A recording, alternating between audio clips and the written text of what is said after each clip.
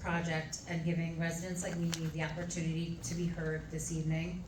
As a former Demarest councilwoman and a current senior vice president at a large Fortune 500 company, I know firsthand that leadership is not easy. I respect the time and energy you all give and serve our town every day.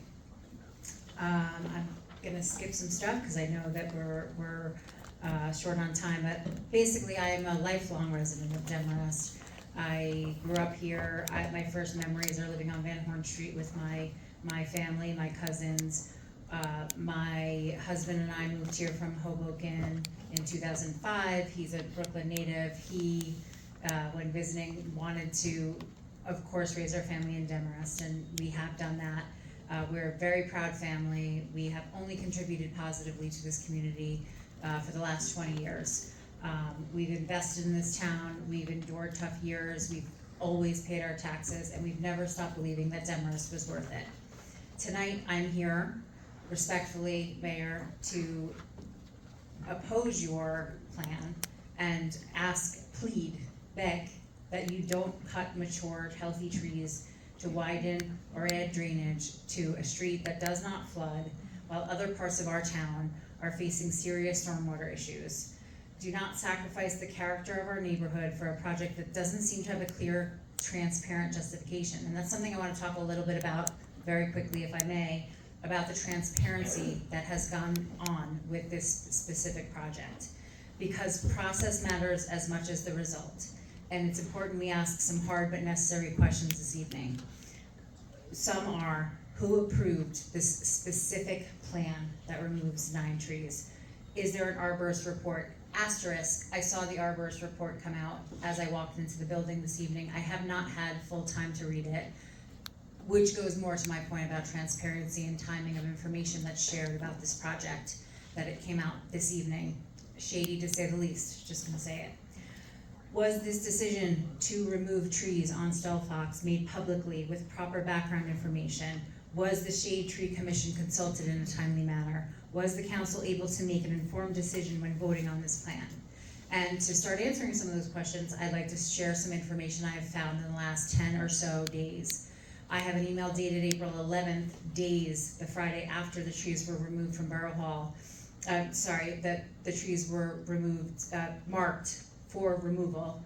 The email is from the Borough Administrator to the head of the Shade Tree Commission, informing of the tree removals, but with no meaningful details about the project. And you're gonna hear that's a theme that goes throughout my comments here.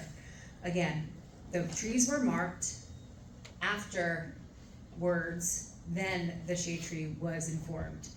When I read through the engineering plans in the document named Resolution 100-24 authorizing engineering services for 2024 NJ DOT paving Stewart and Stelfox, the only mention of tree removals appears on page 6 of 9. I emailed this to you guys, and I quote, "While tree removals and or other utility pole relocations are not anticipated based on a preliminary review, during design it may be necessary to recommend removals, relocations to facilitate the proposed improvements.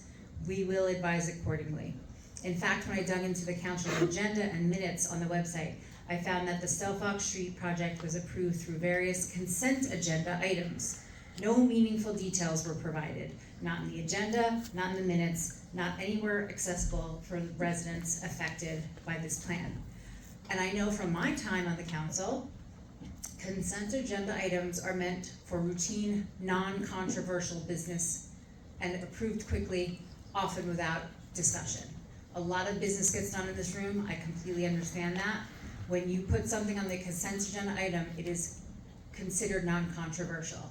Yet here we are with a room full of residents talking about the loss of many trees, changes to the landscape, changes to a beloved street in our town, and permanent impacts to property values, to the environment, all approved from this body without full explanation or public discussion.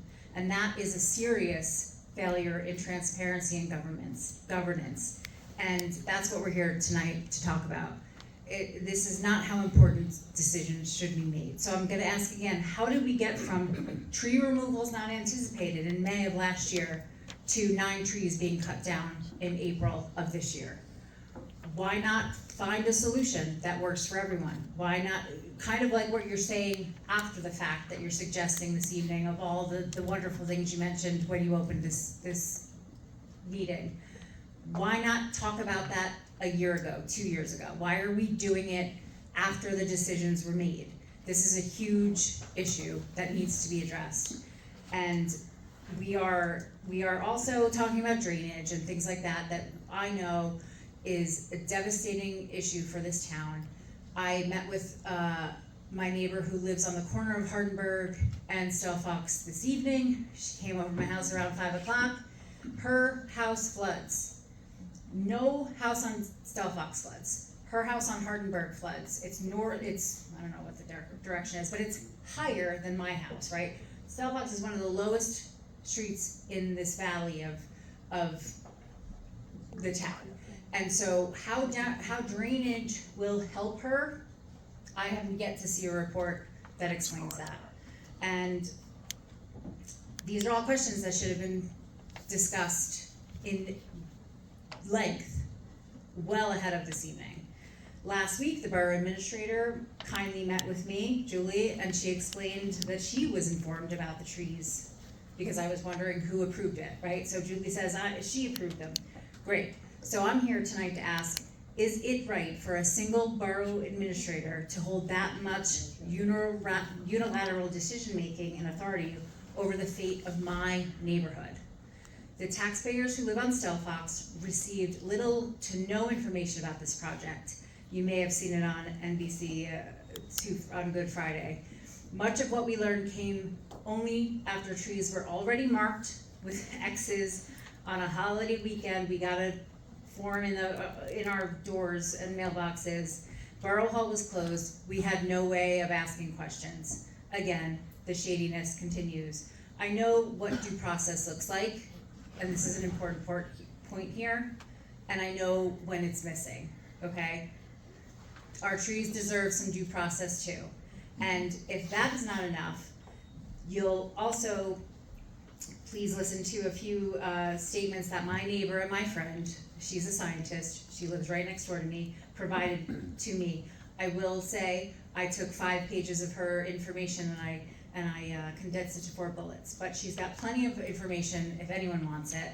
The EPA, Penn State University, and the NRDC all confirm that trees intercept rainfall and reduce erosion naturally. They absorb pollutants and regulate flooding. A single mature oak tree can transpire over 40,000 gallons of water into the atmosphere every year. Pages and pages of documentation. I'll provide them as needed and if wanted. When you remove these trees, you're not just changing the look of our street, you're fundamentally altering the environmental health of our safety and neighborhood. I'd also like to state here very publicly, loud, for anyone who may question, that I am not in any way whatsoever suggesting that we leave dead, sick, or dying trees in the ground. I've seen what they can do. A friend of mine here has had her house destroyed by one. I would never recommend a dead tree stay in the ground. That is absolutely not what I'm talking about. So if anyone wants to argue that point, please, let's hang that up. We're not doing that tonight.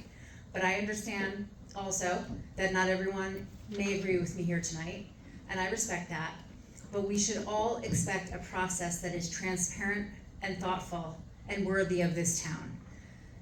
Please do not insult the intelligence of these residents, of us residents, by claiming that a DOT grant and a signed contract leave you no choice but to advance this plan. This was not our mistake. This was another situation where you all approved a plan that you really didn't know what it entailed. It's clear as day for all of us. So let's not pretend that that's not the case here tonight. This plan will cause irreversible harm. It's a plan that likely would not have passed if you all had the information, and you know this. I've spoken with almost every council person here. It's clear to me, and I'll say it to the public, that this body did not have the information needed to approve this plan properly. So without proper discussion and transparency, what are we doing? Are we hiding behind technicalities and justifying a bad decision based on improper process rather? If that goes that way, if you do approve this plan as is and try to put Band-Aids on it and try to make it palatable for the public, it's going to be clearer than you may understand about how this body makes decisions. And it will not be accepted, it will not be forgiven. It's not just about trees here tonight, folks, it's about trust. The arborist report coming out as I walked into the room tonight, the arborist report that I will report, I've read for 5 seconds that says every tree on my street is sick. And so then we all should be concerned about our streets and trees in this whole town. That came out tonight. What is the timing? How is that, first of all, proper that it came out a week after the trees were set to be destroyed? So all together, the transparency, the decision-making is a huge issue here. And again, it's not about trees, it's about trust. It's about whether residents can believe that our government listens, values, and protects the people who live here. It's about the kind of town that we leave for the next generation. You take these trees down, it's a generation before they can grow again. And as far as harmful reputation for spending $500,000, I think it's more of a concern, I would think, for this body to understand the harm for your reputation to make a decision like this that affects so many of us and the environmental, all the things I listed, I'm not gonna do it again, that's where you should be concerned about your harmful reputation, okay? I beg you, I urge you to rethink this plan and rethink this process and do what's right before it's too late. I do wanna close by saying, Mayor Bernstein specifically, in one of my conversations last week with a borough employee, you were quoted as saying, it's never too late to make the right decision. And I wasn't surprised to hear that from you, honestly. So I am here tonight to ask you to please live up to that wise statement and make the right decision. Thank you.